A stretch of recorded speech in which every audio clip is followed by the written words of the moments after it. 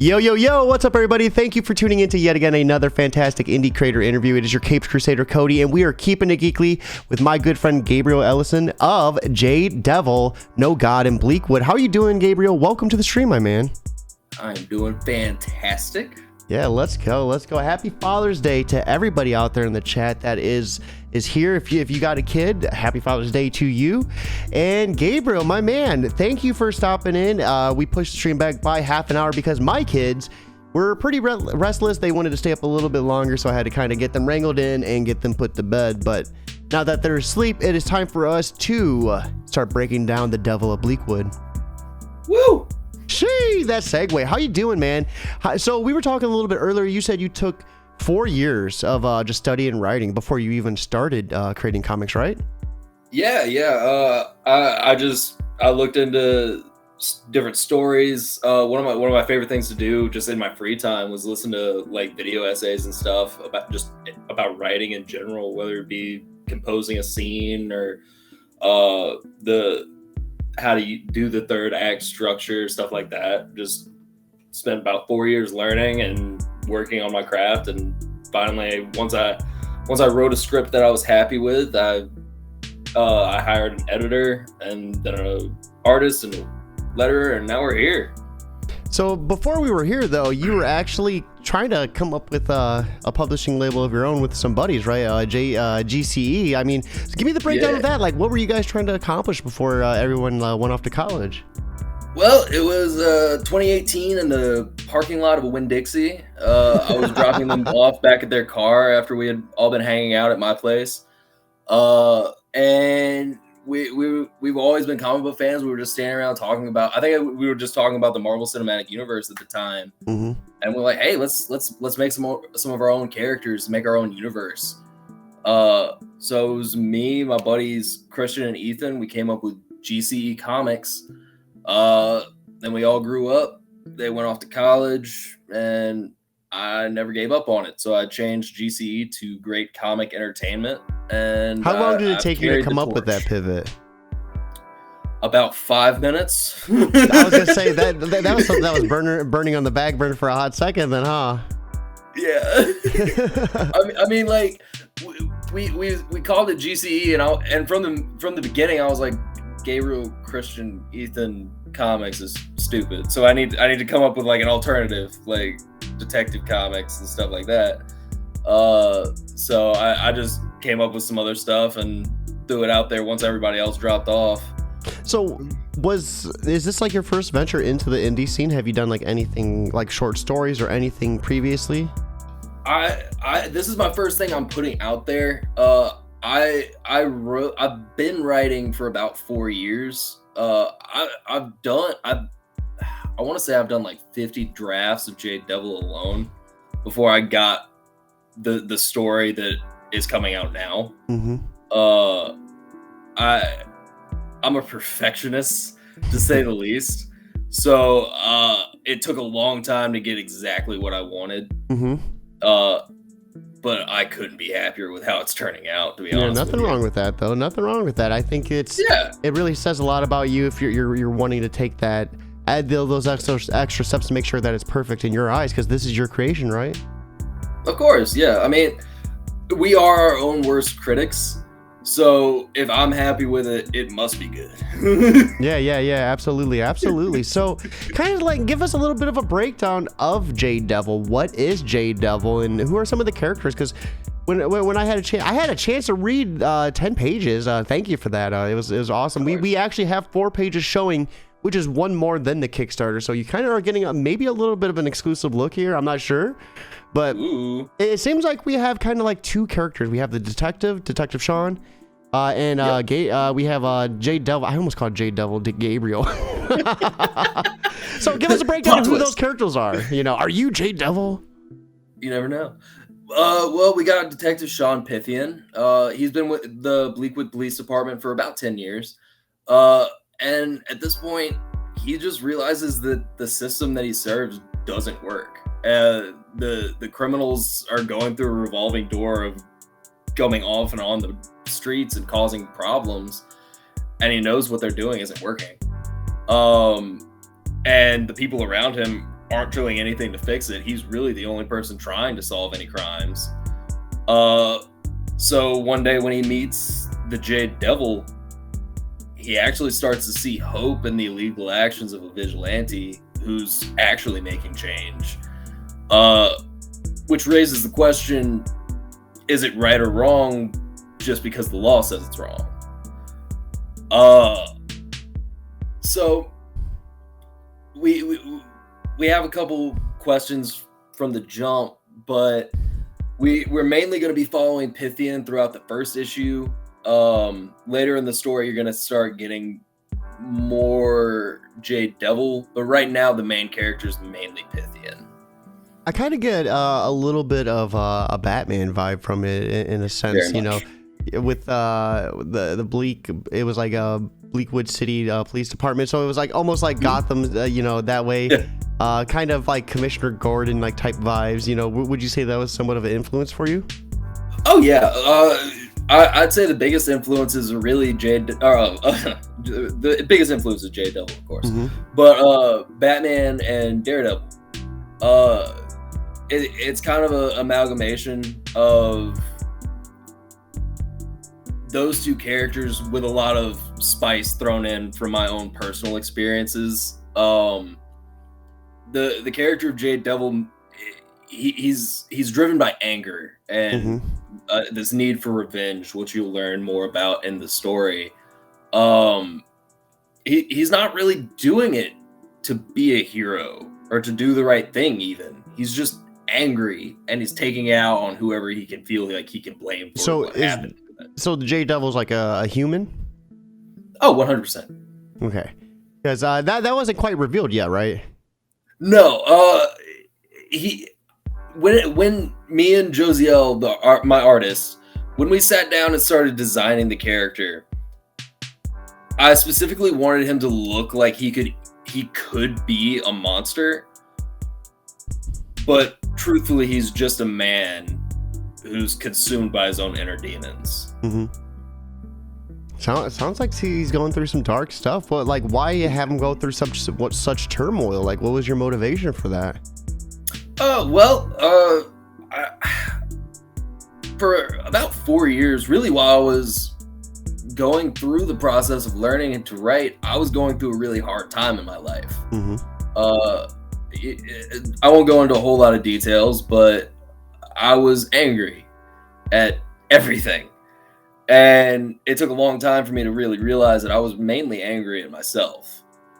But that anger, it manifested itself in outbursts and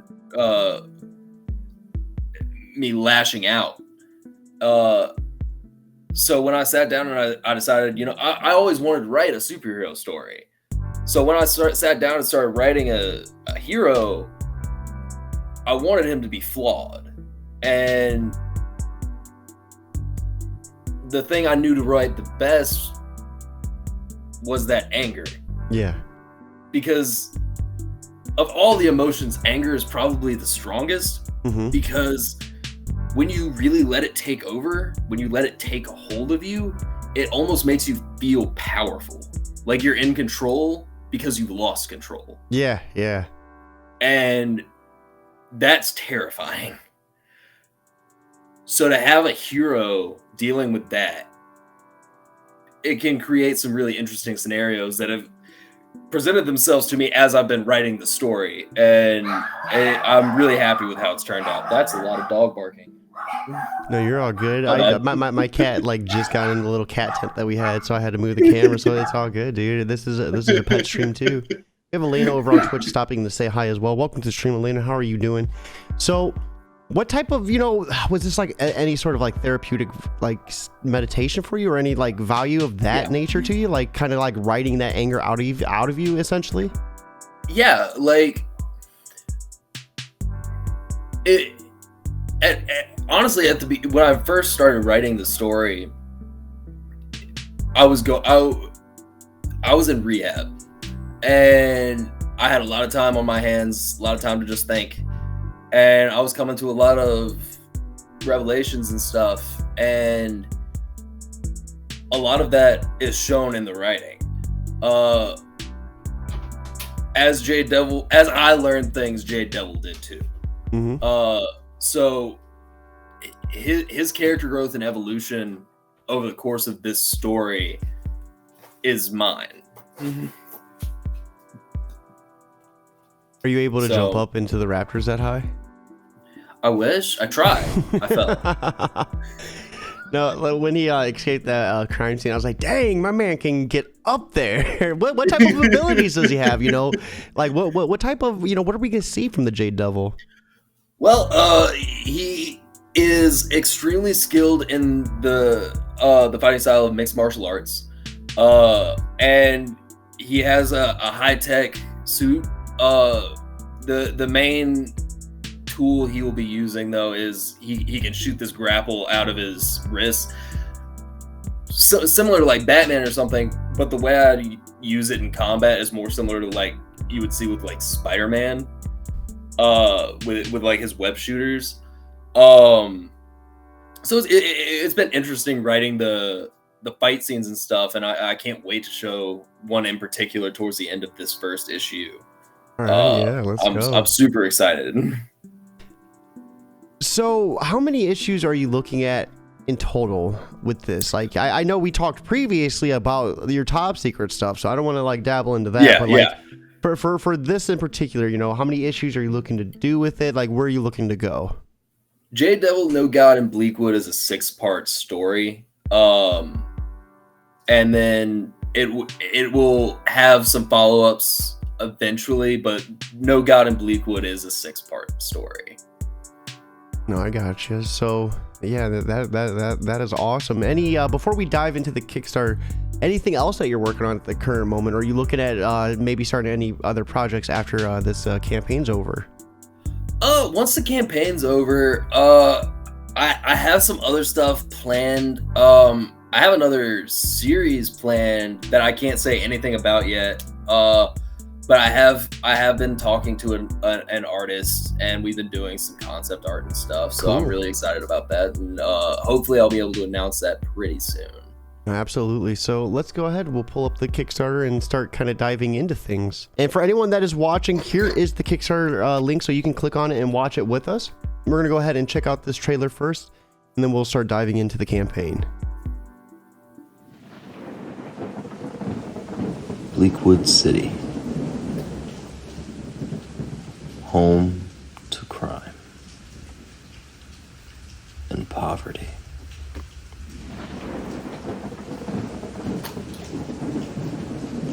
Not without good people. Sean Pythian,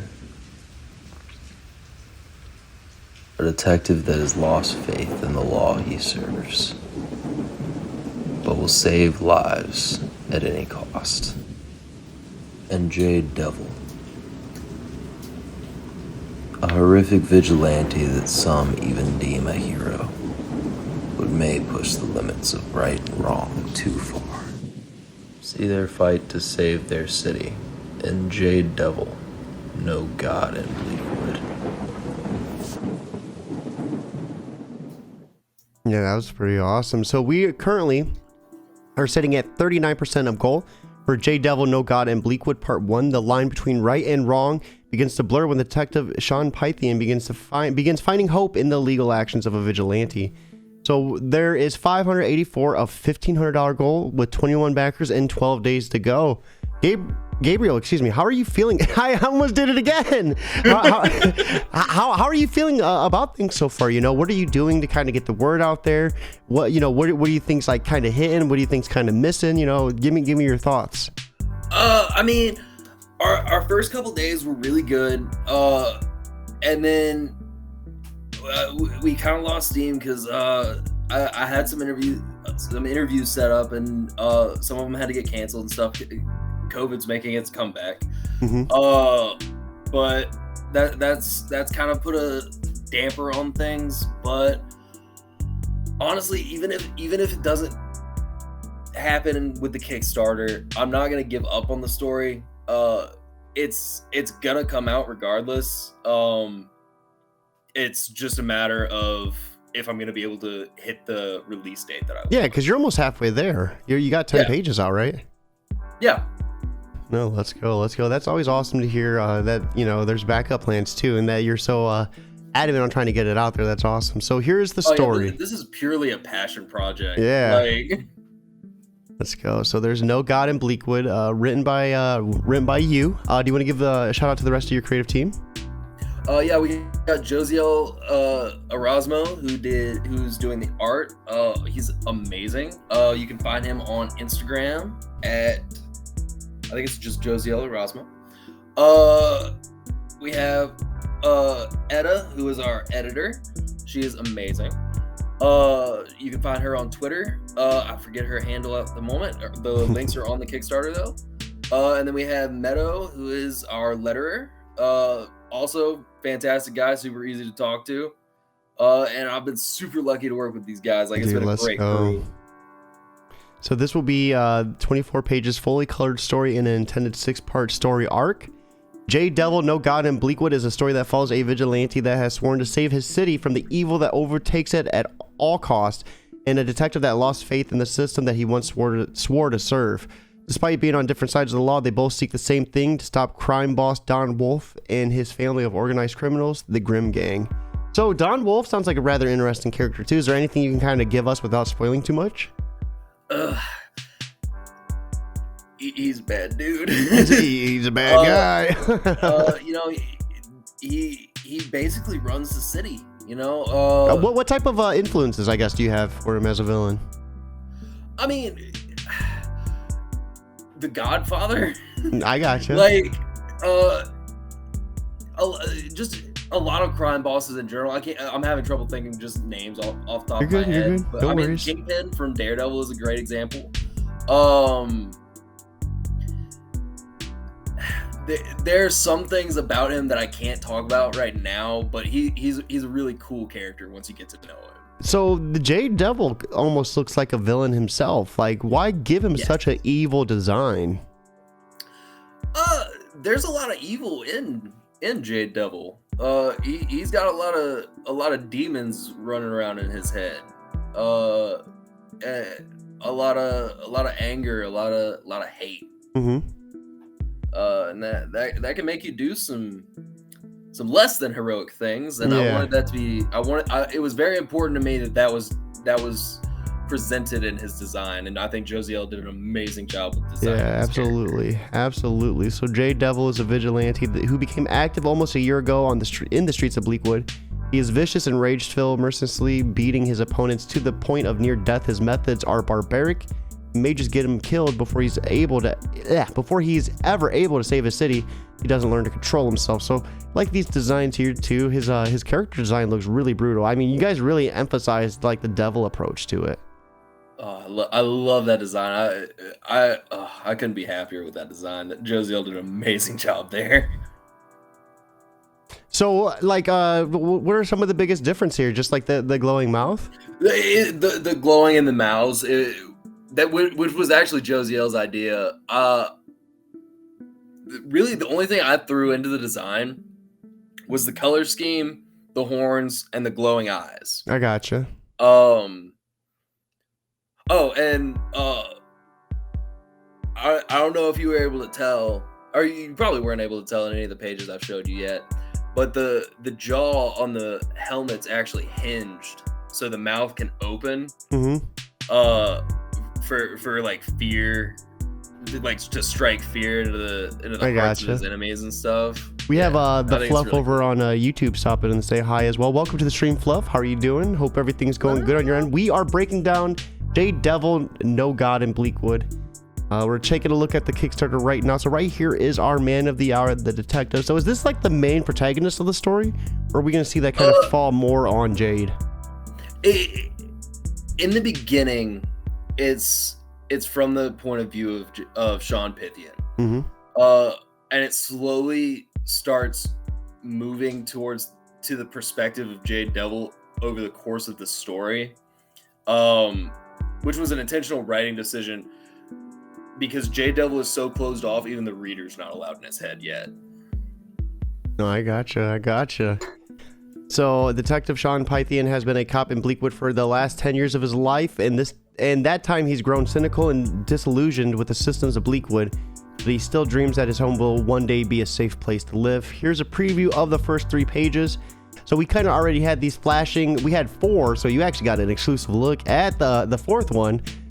So just kind of a little bit of a breakdown of what to expect with the first pages. It gives us a little bit of an introduction to the detective and kind of a little bit of a vibe what to expect. If you guys are interested, here is the link to the Kickstarter. Be sure to get on there and check out those panels. I love your writing. Your dialogue was really good. You could definitely tell that you took a couple years of just like really focusing on like writing and stuff. You there? Hello? You froze on me. No, you froze on me. Oh, okay. Well, so I was saying I really like the dialogue. You could really tell that you took a couple years of study and writing and stuff. Your writing was really good in this, man. Thank you. I appreciate that. I thought if he freezes again, I'm done. Technical difficulties, man. So I like this too. How would these funds be used? So now that you know what to expect from the story, let's talk about the funds for this campaign. Your plan released is in October, which raises the question of why you're running the campaign so early. And it's just going to help to finish the book on time. But this book is going to be finished regardless if the campaign funds or not. So here's a look at the reward tiers as well. So for $5, you can get a digital PDF of Jade Devil issue number 1. The $10 reward is going to get you a physical copy. For $15, you can get a signed issue of it from Gabriel, which is, I can't wait to get my signed copy from you. That was like one of the, I had to back that one instantly. And then for $30, in this tier, not only will you, I can't, words are such a hard thing today. In this tier, not only will you receive a signed copy of the book, but in the back, there will be an appreciation page listing anyone who's pledged at this tier. Unlike the other rewards, this will not be available again after release, so you don't want to miss out. So one-time offer on the be included. That's like the thank you page. Yeah. No, I got you. So here's the risk and challenges as well. Just pretty much you can't control like global pandemics or paper shortages. So yeah, that's pretty much everything on the Kickstarter, right? Yeah. Cool. Let's go ahead and we'll get this closed out. So Gabriel, for anyone that's watching and that is on the fence of backing, what would you like to say to them directly to kind of help push them over that barrier to get them to back your book? I don't know, man. Like, if you like stories about vigilantes willing to break bones to save their city and push the limits of what's right and wrong just to get the job done, if you love characters like Batman or Daredevil, I think Jade Devil probably belongs in your collection. No, absolutely. I thought it was had a really awesome build up. I think there's going to be some really like demonic things that happen. I mean, just the design of Jade looks evil as it is. So I just get the feeling that there's going to be some really dark stuff that happens. We have the Fluff as well saying that this looks sick. I got to agree. I think this whole entire book just looked really phenomenal. Yeah. The look of this book is so... Josiel has done such a good job. I'm so happy with his art. Like, you have no idea. The fact that this was in my head for like years before this happened, and now I'm just slowly getting these pages that look so...